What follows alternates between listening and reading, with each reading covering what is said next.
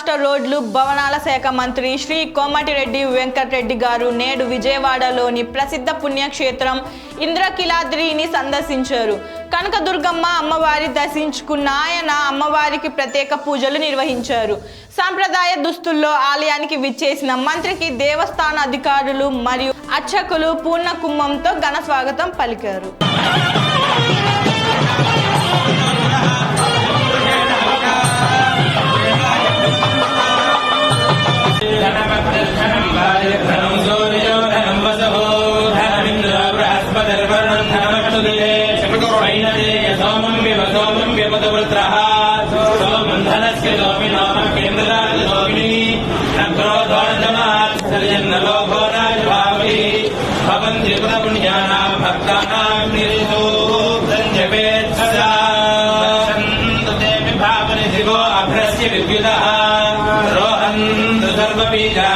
ब्रह्मद्विजो